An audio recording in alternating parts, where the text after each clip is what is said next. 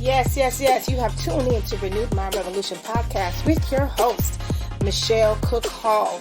Today's podcast is brought to you by Faith versus Fear, Breaking Family Ties, which can be found and available on Barnes & Noble and Amazon.com. This podcast is designed with you in mind to remind you that you can always click that reset button and start all over again. It's never too late to be great. So now I want you to sit back. I want you to relax. I want you to clear your mind. Take in that deep breath. Prepare yourself for change as we listen in on Renewed Mind Revolution podcast with your host, Michelle Cook Hall. Let's go.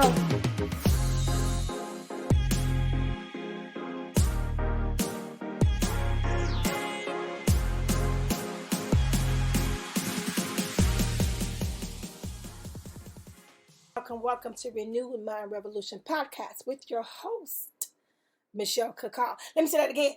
Renewed Mind Revolution podcast with your host, Michelle Cook Hall. Listen, I'm in a great mood today, and I'm in a great mood not because everything is just rosy and daisy and sunshine over here, but I'm in a great mood because I was awakened this morning. I was able to take a deep breath. I was able to crawl myself out of my bed. I was able to feed myself this morning. So I'm grateful for something just that we would take for granted on a daily basis. But I'm just grateful that I was able to do these things without, my family having to make plans for, the fact that I didn't arise this morning, right? Ability of my limbs, ability to take in that breath, ability to have a sound mind this morning. And so I'm grateful. I'm so grateful for that today. So today I am excited. Today I am here with you, and that makes me even more excited. That makes me feel even more better because each time, I'm not just saying this, believe me, I really feel this each time that I'm able to connect with you guys, to share some tips and some tools with you. It's always a good day. It is always fun for me. It is always refreshing for me. It rejuvenates me. It gives me an opportunity to share a message. So I'm very, very, very grateful for your time on today and for you taking time out of your busy schedules. Because, who's not busy these days, right? Of your busy schedules to say, let me just take some time to unwind and get something that I feel will help me today. And so I'm so glad that you decided to tune in to Renew My Revolution podcast. Now listen, today, it's been a minute. It's been a minute. If you check my podcast episodes, you will see it's been quite a little while since we have been able to record a podcast, a new podcast. But I thought about you guys today. I had a great opening at the last minute to be able to do this. And I'm so happy that, I am here and I am able to do this because I definitely have a word and a message for you all today. One of the reasons that I have not been able to do more, consistent podcast episodes is because I am finishing. You guys have been with me from the very beginning, but I am now finishing this. It's my last maybe 2 days of being in the master's program at Loyola University Chicago, where I am receiving my master's. That's my fake clap. My master's of pastoral studies. It has been an adventure. You guys, it's been an adventure. It has been a great opportunity. I'm very glad with the choice that I made. I do not regret it for 1 minute. It was a lot of work. One of my greatest challenges, to be honest with you, from the very beginning was the fact that I had not been in school for over 20 years. So to, go to school after you have raised your children, right? And you have not been in school for over 20 years. I'm kind of letting you know right there how old I am. have not been in college in 20 years. So do the math, and you'll realize, it was a very challenging, and to be honest, it was kind of frightening experience, because you're challenging yourself. And whenever we're challenging ourselves, it's scary. Can we say that? Can we be transparent for a second? Is that okay? It is scary whenever you challenge yourself, but I really try to live by this perspective, this stance in life, to challenge myself. I don't want to get bored with me. I don't want to limit myself. I don't want to become complacent, not contented, but complacent. I want to keep growing and growing. And how you do that is by taking on something different. If I do the same thing all the time, there's no challenge in that, unless something comes in that day to shake it up, right? But overall, we're very consistent. But sometimes we need to just challenge ourselves. And for me, it's been a lifelong dream and goal of mine to complete my master's in any form of theology. And so this was like a perfect opportunity to do it, and I am done. I'm not done yet, though. I will be continuing my education in a short period of time to get my doctorate in theology. So I've already been given this opportunity to do that as well, and I'll let you know when that comes about, and so you guys can go on that venture with me as well. But it's been great, and I'm so happy that part of my journey is done. Okay, so now I could spend some more time with you, share some stuff with you today. So what we're going to talk about today, it is so simple, but I think it is prevalent to what we're seeing today. I try to look at the topics, the highlights of this era, this moment in time. So right now, I've been seeing a lot of things on social media and on our news. I'm here in the great state of Illinois, for those who don't know. And so in our city of Chicago, there was like this big news media breakout about 300 to 400 young teenagers who kind of took over, our downtown area, caused, damage and fear into people, and, broke the law, damaged some property. Okay, and this was like one of the warmest days that we've had so far. And then I turned on social media and I'm looking at, for some reason, this particular story about a young person in a classroom setting who had a physical altercation with a substitute teacher. And it's, of course, we're in the age of videos, right, on your phone, so everybody can video everything. So we get to see that footage too of, the attack. And from my understanding, not get too much into it, it was about the substitute teacher taking away the young person's cell phone, and the young person getting into that substitute teacher's face and becoming hostile. And it became a physical altercation because of the young person putting their hands on the substitute teacher. Okay, so these are the things that I'm looking at right now. These are the things that we're going to talk about right now. So are we going to talk about young people and that's it? Absolutely not. What we're going to talk about is accountability. We're going to talk about accountability because for some reason in our society and today, accountability is a word you just don't hear. Better yet, see anymore. You just don't see anymore. Now, coming from a perspective of a parent myself, right? I've raised 3 children. My oldest now is 26. No, excuse me, 25. I hope you don't hear this. 25. It's hard for me to keep up these days. And my youngest just made, my middle child, just made 21. My youngest is 17. So my kids are not babies anymore. They're not even teenagers, except this one that's 17, but she'll be 18 this year. So I've put in a little work. I've had some experience with kids. Not only them, I've interact with their friends. And in ministry, I've worked with kids before. So I have a little, experience with young people.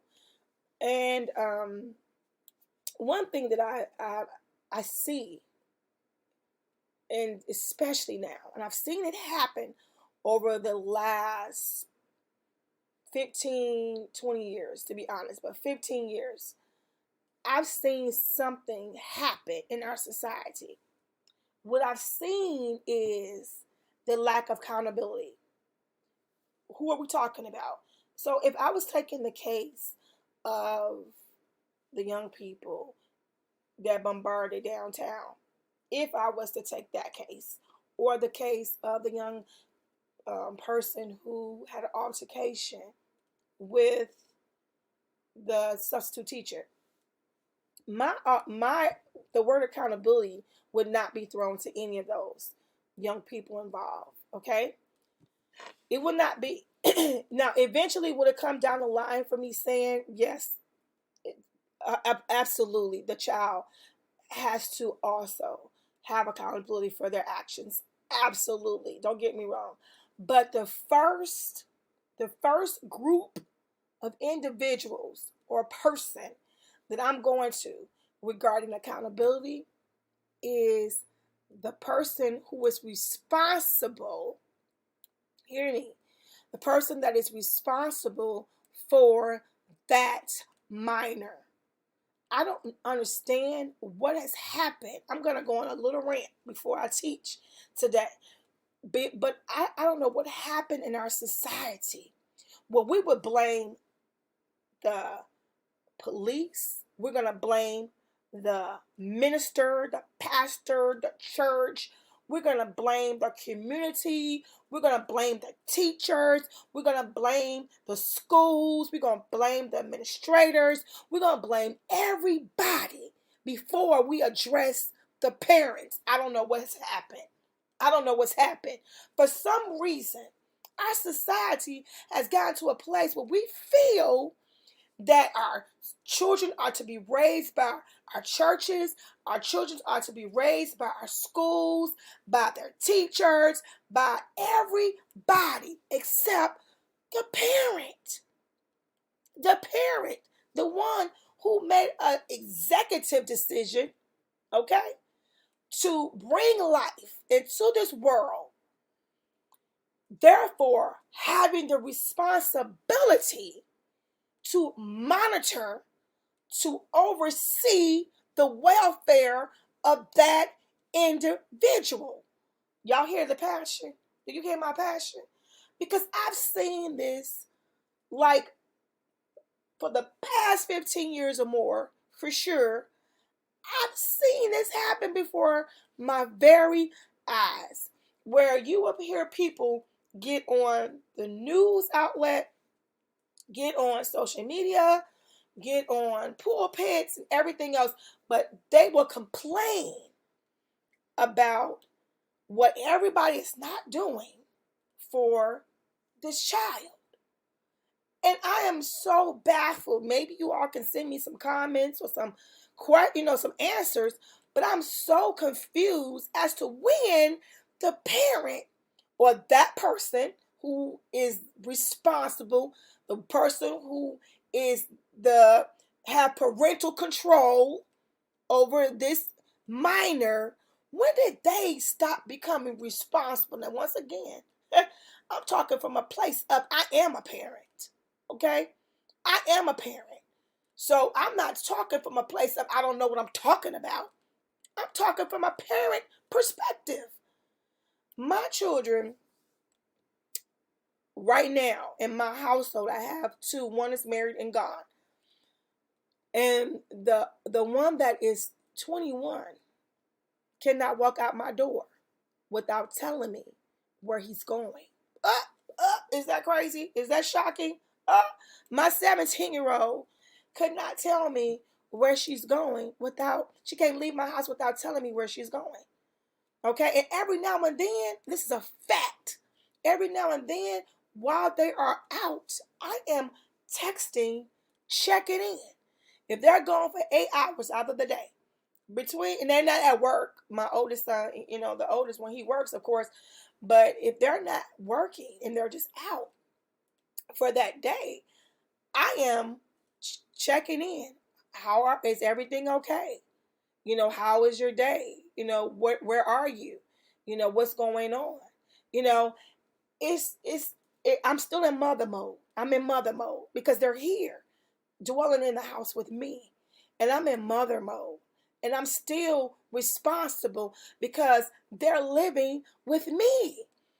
When they were all young and they were all living under my roof, it was the same thing. My oldest was here, it was the same thing. He could be out. I don't care if it's a date. If you're gone too long, I look at the clock. I'm wondering, where are you? What are you doing? How can I sleep peacefully? Come on, somebody. Now, y'all can say whatever you want to say, but today I'm going to do this. I'm going to say it. How can you sleep peacefully as a parent when your 14 or 15-year-old is not home and you look at your clock and it's 1 or 2 o'clock in the morning? Come on, somebody. It's midnight and your 13-year-old, 12-year-old is not home. You haven't heard from them all day. You don't know what they're doing. How can you be comfortable? I'm at work. Somebody said, well, they're working, they're busy. Okay, at work, I'm still checking on my children. When my kids were home, they were able to take care of themselves. I'm at work. I'm checking in. Did you get home? Where are you? I'm maintaining my home from wherever I am. Wherever I am. If I'm on the road, if I am in a different state, which I have had to leave my oldest son before, I'm making sure everything is fine. He's checking in with me. I'm checking in with him. That's what we do. And that's what you're supposed to do as a parent. Check in on your child. Yeah, I can't keep up with them. I don't know where they are, and it baffles me. It baffles me. It baffles me that it is okay. It is okay for our society to accept parents. We know everybody's not perfect parents. There are no perfect parents in the world. And we know that some parents literally are not parenting. We get that. We know that. I know that. I have seen that, especially in the work that I've done. Absolutely. But once again, there is accountability. There's accountability. It should not be okay. Here's what I'm saying. It should not be okay for us to quickly accept as a society, to quickly accept a parent, mother or father, or whoever's responsible for, that child, whoever it is responsible. It should not be okay for us to just accept that, well, they can't handle them. So, it is what it is, and let it be. No. It's not let it be. It's not okay. It's not okay. I've heard this multiple times, especially from this new generation. I've heard this stuff several times. We didn't ask to be here. Nobody asked you to give birth to us. Nobody asked you to bring us here. Nobody asked you to, bring me into this world. I've heard that multiple times from this generation. Now, my generation, we dare not, say something like that to parents or adults, saying, I didn't ask to be here. You could have made a choice and you chose to have me. We didn't say that, right? Because, for so many reasons, you just didn't say that, right? But now they're saying that, right? And to be honest, it's true. They didn't make a choice to be here. Two people got together, decide to do what would bring forth life. And so now they're here. And now there's a responsibility for them being here. You don't get to unless you just decide, I cannot, and then you give them over, for adoption. And then that's a math that people do, which is fine. But even those people who adopted those children, they're responsible. Somebody's responsible is what I'm saying. And we should not be doing, and what really disturbs me that we keep doing, is blaming everybody under the sun except those individuals who decided that this is what I want. This is my child. This is my, seed. This is a reproduction of me. This is what I did. And for some reason, we just don't want to make those people, that individual, responsible. And I don't get it. I'm responsible. Whenever my teachers, the teachers wanted to call about, my child, or send a message about my child, they didn't go through any pastor, any minister, any community service. They didn't go to my mother, which is their grandmother. They didn't go to anybody else, but they came to me, because guess what? My name is the person of contact. I'm responsible. It tells you who is the responsible party. If you go to the doctor's office, it says when you're signing in for your child, right, or the child that you are responsible for, it says who is the responsible party for this person, for this minor, right? Any documentation that you do that is legal, that is dealing with a minor, it says who is the responsible party for this minor. Okay? Because that minor doesn't know everything. I don't care how much they tell you they know. I don't care how much attitude they have with it.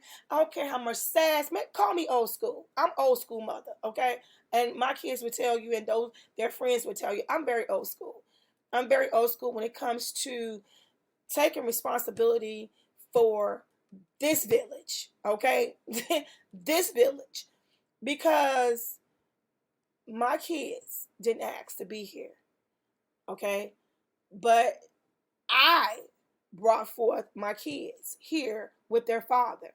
And therefore, we are responsible for what happens to our kids. And so I'm old school.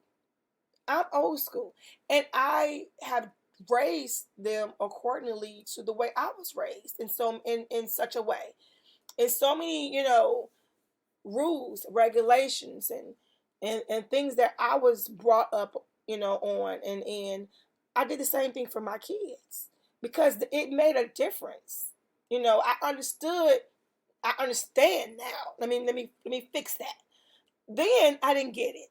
I didn't understand why, my parents had us doing the things that they had us doing, or checking in. My father was in law enforcement, so he would have us check in all the time, and he asked certain questions, and he was always teaching us certain rules, and the way you act, the way you don't act, and who how to trust people, and all these things you just didn't get, but now you get it.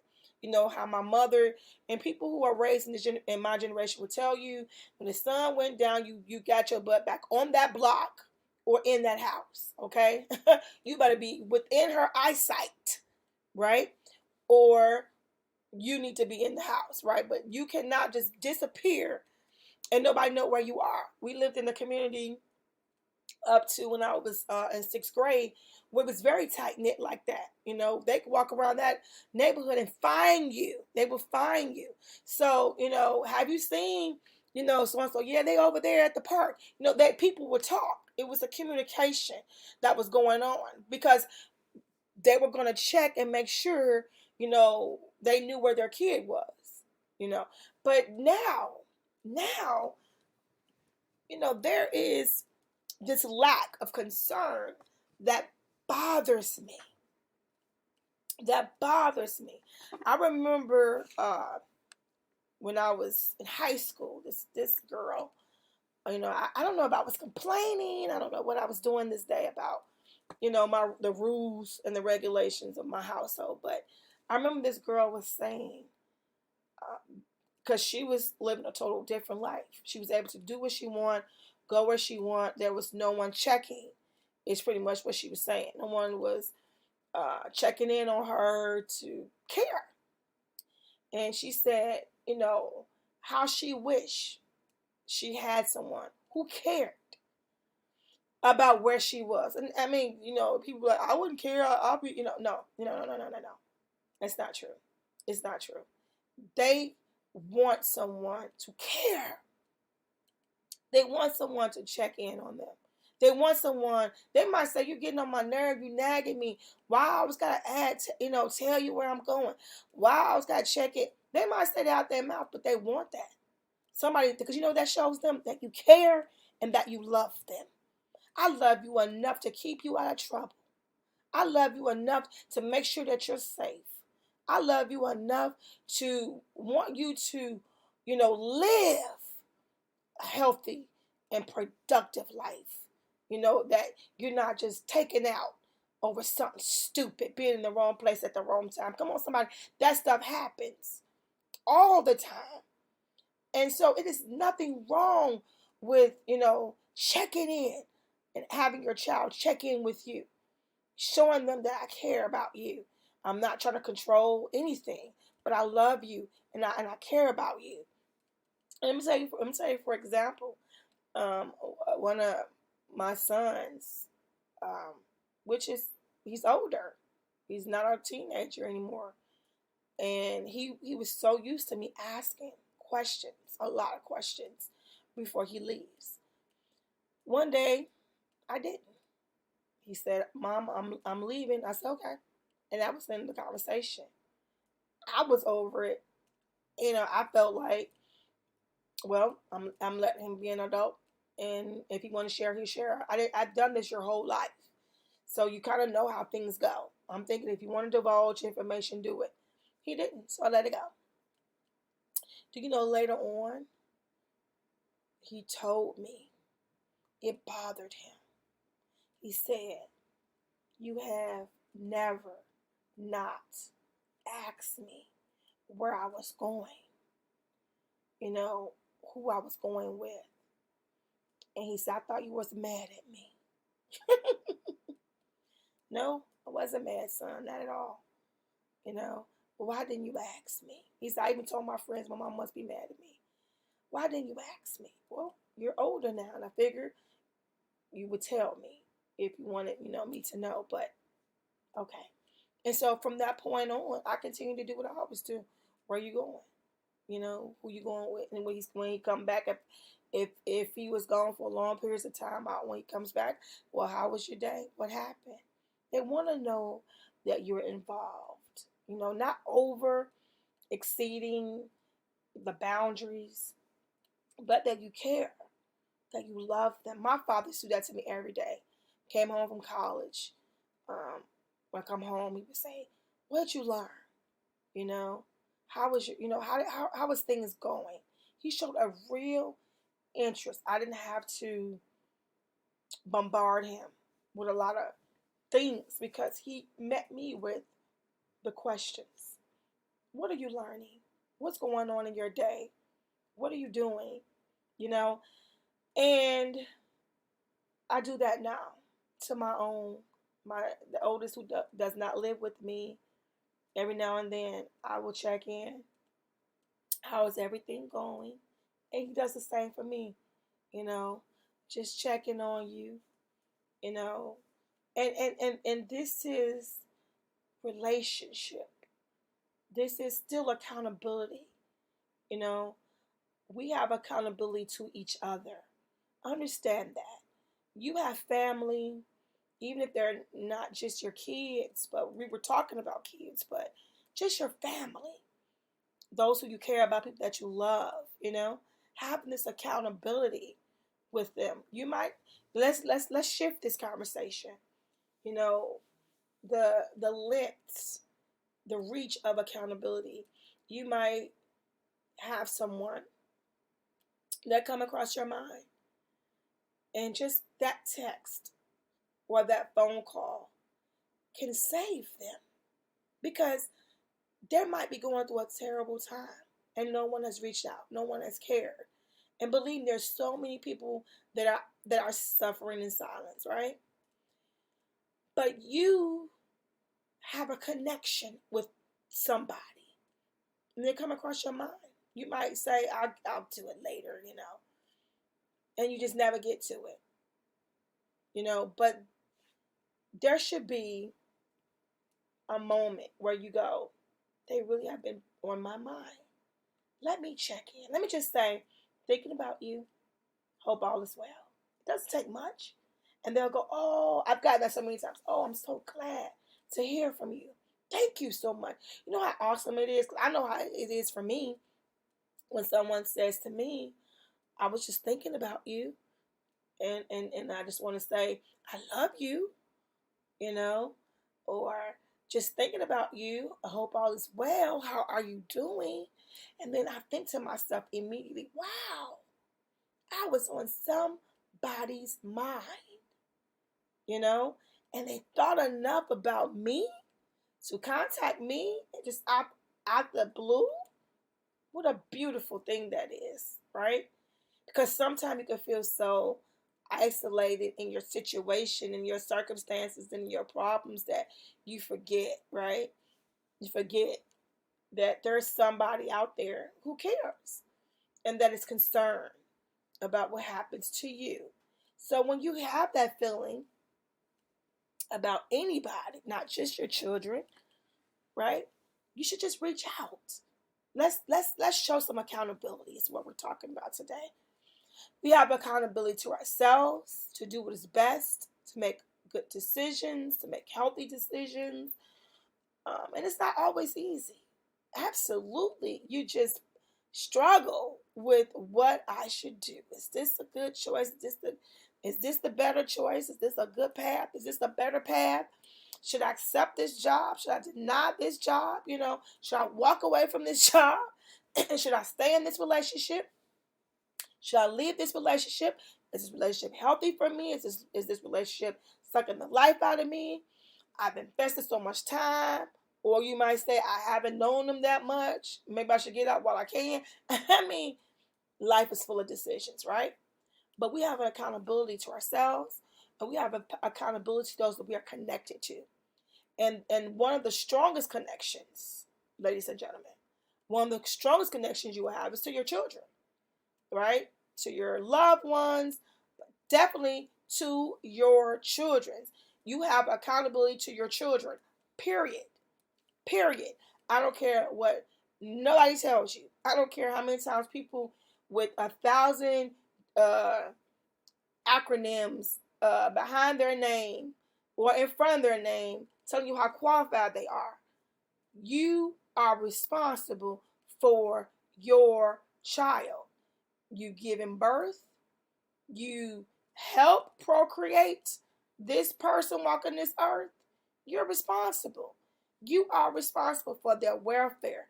You're responsible for their safety. If your child is sick right now, if your child is leaning over in pain, as a parent, as a responsible party, what are you going to do? Are you going to say, well, it looks like you're in pain. Hope they get better. No, you're gonna react. You're gonna respond. Well, right now, our children are crying out in pain. They're hurting. They are hurting. Okay, and I'm hearing a lot of people say you need to give them something to do. Right? You give them resources. You give them. Well, let me take that word away. I don't hear resources because resources are very effective. But what I hear a lot of times is thinking that, giving them a place to go, such as, after school or community centers, will just change the whole dynamic of what's going on with our kid. That's not true. This is just my perspective and my experience talking. You can have a place full of kids with activities, and they still will get into some trouble. Okay, you have to get, just we talk about all the time in this podcast. You gotta get to the core of what's really going on. And people think, well, they have nothing to do. When they have nothing to do, they get into trouble. Well, there's a lot of kids who are bored who don't just get into that type of trouble. We're talking about get arrested, mess up your whole life type of trouble. We're talking about carjacking. We're talking about stealing cars, walking into stores, carrying out the merchandise, just bold past the security guard type of trouble. We talk about vandalizing, hit people in their head and shooting them and killing them type of trouble. You don't do that because you're bored. Can we be real for 5 seconds on here today? You don't go around killing, stealing, and doing this type of activity because you're bored. Once again, this is just my perspective. I don't know everything, but it just doesn't make sense to me. As the kids say, if 1+1 is 2, something ain't adding up. Okay, it's deeper than that. Is what I'm saying. It's bigger than that. It's more to this story. You think that if you give kids a gaming system after school or gaming system on Saturdays to work on, they got that at home. And they got a game system. They on there all day online. They don't need that. You think that if you just, put them in a room full of activities, it's going to change whatever's going on that got them, doing the activities that they're doing in the street? Nope, nope, nope. It's more than that. And let me fix something else. People say, well, if you give them, jobs, okay, then they'll change that as well. Well, there are plenty of young people. If you put them in a room right now, do it. Go do it, your own study. Put them all in a room, and then ask them, do you want to do this type of work that will take you 2 weeks to get this small amount, or would you rather go do what you're doing to get some money that you think is quick and fast and in a hurry? And they're going to choose the quick fast, even though it's dangerous, even though it's criminal, even though it is absolutely can cost them their lives and or freedom, right? They still would choose that, right? So what is the real issues? Is what I'm saying. Let's be realistic. We ain't gonna do this forever, because I can go on and on and on and talk about this. I promise you I could, because I have seen it over and over and over again. And you guys, please don't forget, this was my passion before anything else. I have a degree in criminal justice. I've studied this, over the years, and it's my passion. I love young people with my whole entire heart. I love them. I love them. I love them. I love them. And I hate to see what I'm seeing, but I know there's something else going on. That's my point. I know there's something bigger than, the things that I've heard. I know it's deeper than that. I know it is something else. It has to be a moment that we really, everybody want to come up with these quick answers, right? Quick answers. And, it's not quick. It's something that you have to take the time, and talk and share and communicate to see what's going on. Now, resources are absolutely great.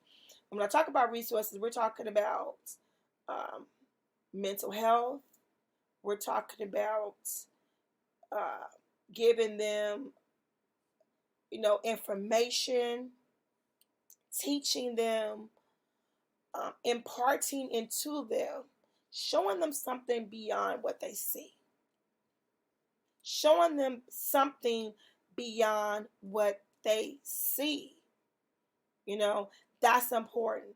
One thing that I try to do with my children on a regular basis is make sure that they had the opportunity to get out of their current states and travel, and go beyond the scope of our community, is what I'm saying.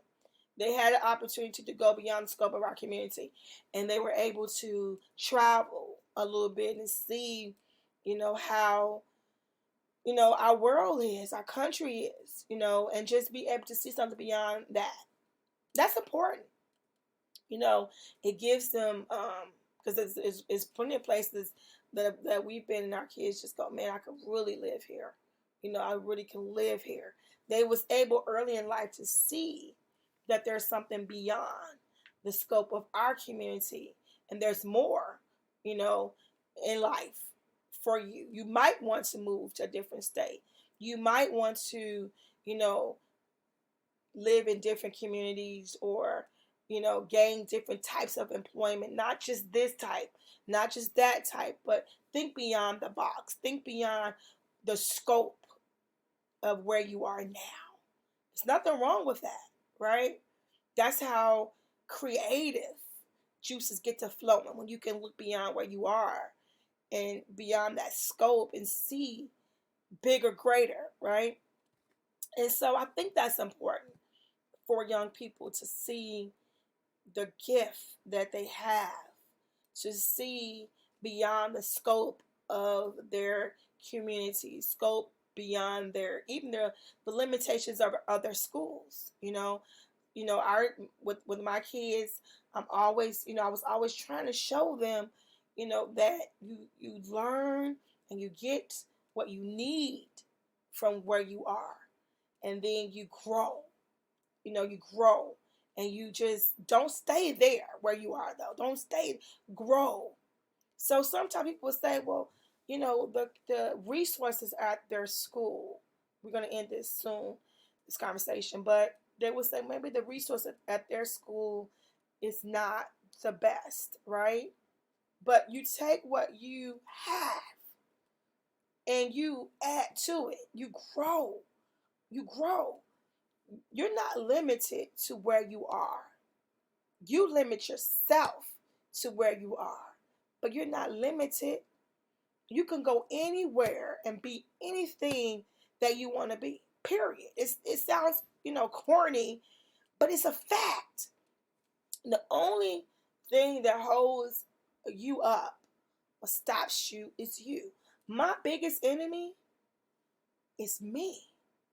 I mess up me a lot more than anything else or anybody else. Trust me. I could be my worst enemy. I'm the one who limits me a lot more than anybody or anything else. Me. With my mouth, with my attitude, with my words, I can do that. And so, to understand that our words are powerful, our thinking is powerful, and a lot of young people unfortunately just don't care. They have this mentality of, I just don't care. If I die tomorrow, so be it. It was meant to be. I've heard that a couple of times. It just shocked me because, we are trying to live, and we're trying to live the best life that we can live, do the best while we are here.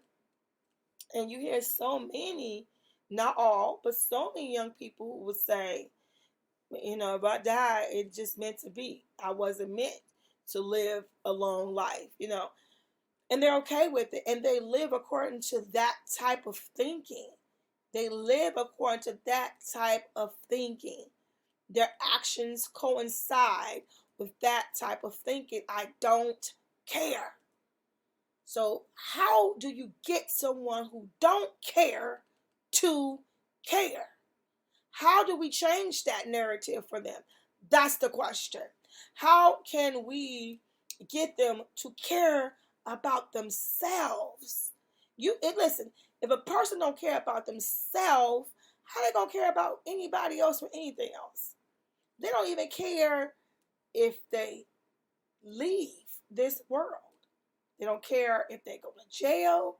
They don't care if they, record get, damaged by their actions of their youth. They don't care if they don't gain full-time employment because of such things. They don't care now. Later on, we know life will show you should have cared, right? But as of this moment, some of them will say, I don't care. I don't care. I hear that a lot. I don't care. I don't care. I don't care. How do you get them to care? How do you get them to understand that these consequences mean a lot? How do you get them to, see a bigger picture outside of the scope of their current vision? So, listen, we're going to continue this conversation another time.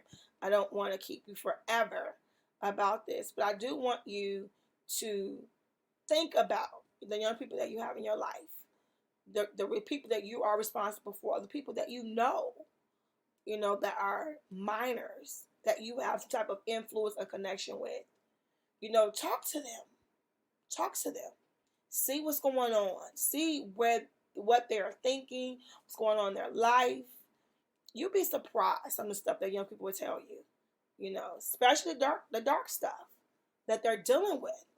The pain, the hurt, the struggle, the depression, anxiety. They are dealing with some dark stuff. And we see as society the fruit of that dark stuff. It comes out, right? In different ways. And we'll see that. And that's what we're experiencing now. This anger. Because young people are just angry. They're angry. So what is making you angry? What are you angry about? And they'll say, just life. What about life that's making you so angry? Why are you so depressed? What's making you so depressed? Life. What about life that's making you so depressed? We need to find out what's really going on. What's really going on. And let's have some accountability. Let's start dealing with what they're going home to. That's the fact. Sorry, it's just the fact. Let's see what they're going home to. Let's see what's going on in those households. Let's start checking them out and seeing what's happening behind those closed doors. Who is monitoring? Who is watching? Who is checking in? Who is, the responsible party? Let's start holding parents and those who have parental control over these minors and our minors and hold them. I'm not going to say these because they are our minors, our babies, our children. And let's see who is dropping the ball and who, is not following through with what they decided they was going to do. Who was dropping the ball? I don't blame, the young people. They do have an accountability for what they do. Absolutely. Absolutely. Because if there's no consequences, there will be continual actions that we've seen. So there has to be some form of accountability. But let's go to the responsible parties. So let's talk about that. Let's deal with the responsible parties and hold them accountable. Because if they're held accountable, trust me, they're going to start caring about what's going on with their minors. They're going to start caring when they have to deal with it, when they have to be uncomfortable, okay? When they have to be shaken up, then they are going to care. But we want to make sure that our young people live and they have a future and that they have a life that is worth living, a healthy life. And we need to protect them. And protect them by holding those responsible, those who made a decision to have these minors, these babies, hold them responsible for their lack of parenting, their lack of supervision. Let's hold them accountable. That's all I have to say about this today, you guys. This is not normally what we talk about, but I could not ignore what's been going on in our world today, especially here in the United States. I couldn't ignore that. It's been too much, and it's gonna get warmer outside. And for those who are in the Midwest, we been having little chills. But you see that once that weather broke and it was a little warm, we start seeing all this crazy activity. So it doesn't get better. It will get worse if we don't deal with it properly. And I'm praying. My prayer today is that we, can deal with it the proper way, the right way. And not just keep throwing Band-Aids on open wounds, on gunshot wounds. You're literally throwing a Band-Aid on it. And you haven't done anything to clean it, to get the bullet out, to sew it up. You've done nothing but just throw a Band-Aid on it. And you're wondering why is it bleeding out, okay? We have to take care of it the right way. And my prayer is that we do. God bless you guys. Please remember to pray for our young people. Pray for those who, are responsible for our young people and our youth of today. This is not at all a bashing our youth podcast, because it's not about that. It's about getting solutions, finding a way. They don't see it. They might not see it. A lot of them, the consequences of these actions and what that does. But we do as adults. We've lived long enough to see what happens when this, type of behavior continues. We've seen it. Like my grandmother used to say, there's nothing new under the sun. So we've seen this behavior and what can happen.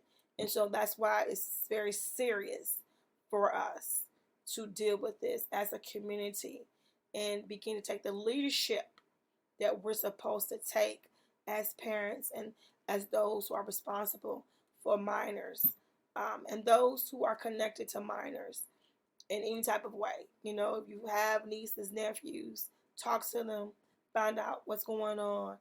If you have little cousins, if you have godchildren, talk to them. If you are in any type of, leadership role with children on your job or in your churches and ministries and community activity programs, and that's what you do, is have communication with young people, talk to them, find out the truth, find out what's going on, and how can we better help to serve them. God bless you guys. Have a outstanding day. It's been my honor and pleasure to be able to come and share some tips and some tools with you to assist you in becoming a better you. And today, our tips and tool today was about accountability. I hope you were blessed. I know I was, to get this off my chest. I rhymed, didn't even try, you guys. But I was definitely blessed to be able to get it off my chest. And I'm so grateful that you were here for it and that you have enjoyed this podcast.